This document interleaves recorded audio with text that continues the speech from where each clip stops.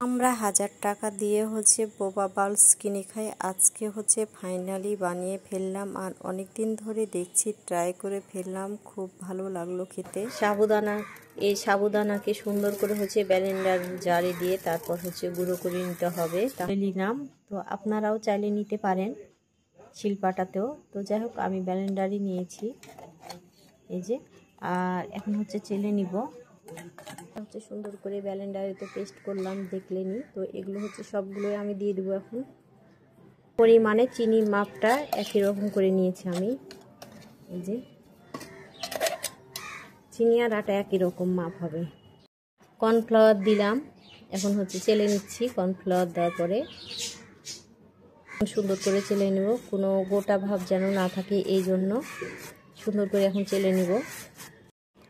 আর এখন সুন্দর করে সবগুলোকে ভালো করে মিক্সড করে নিব।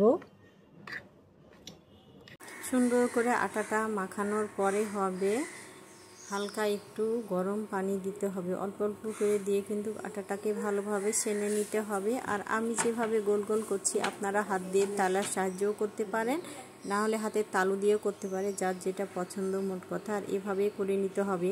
ব্লেন্ডার জারে আমি নিয়ে নিয়েছি 1 কাপ পরিমাণ মতো দুধ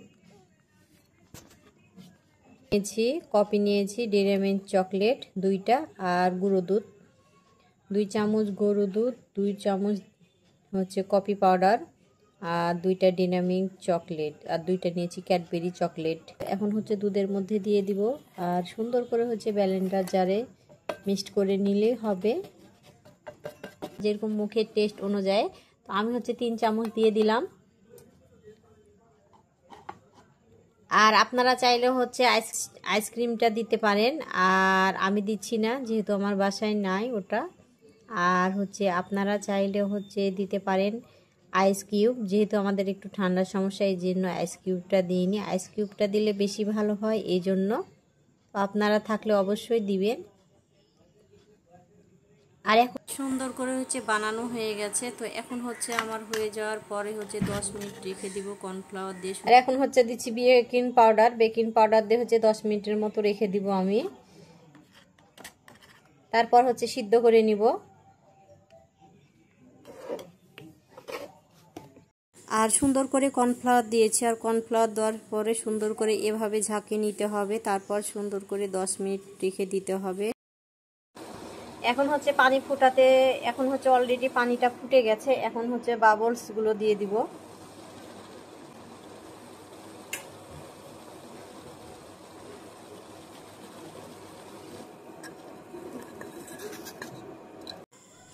আর এটাকে সুন্দর করে 10-15 মিনিট পর ফুটিয়ে নেওয়ার পর আমি নামিয়ে ফেলবো, দিয়ে সুন্দর করে ছাকনা দিয়ে ছেঁকে নিব। আর এদিকে সবকিছু রেডি করে নিব। আবারও চিনি আর কফি দিয়েছি, দিয়ে সুন্দর করে মিক্সড করে নিচ্ছি। আর ক্যারামেলটা সুন্দর করে বানিয়ে নিতে হবে, তাহলেই হবে।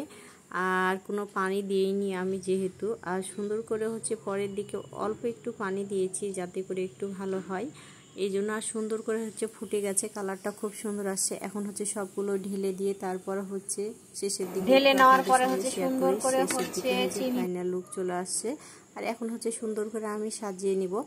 আর সবাই যদি আমার ইউটিউব চ্যানেল থেকে দেখে থাকেন, অবশ্যই সাবস্ক্রাইব করতে ভুলবেন না। আর ফেসবুক পেজ থেকে দেখে থাকলে অবশ্যই লাইক, কমেন্ট, শেয়ার করতে ভুলবেন না। আর এদিকে আপনাদেরকে সুন্দর করে খাবার ডেকোরেশনটা দেখাবো, মানে সুন্দর করে সাজিয়ে।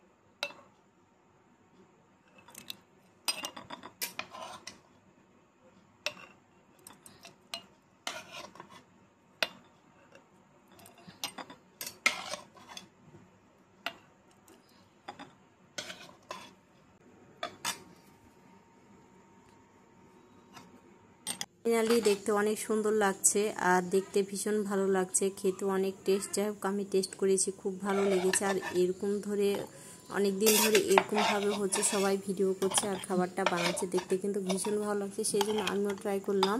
তো যাই হোক, সবাই ভিডিওটা দেখবেন, আর অবশ্যই লাইক, কমেন্ট, শেয়ার করতে ভুলবেন না। নেক্সট কোনো ভিডিওতে আবারও দেখা হবে। তো আল্লাহ হাফিজ, সবাই ভালো থাকবেন, সুস্থ থাকবেন।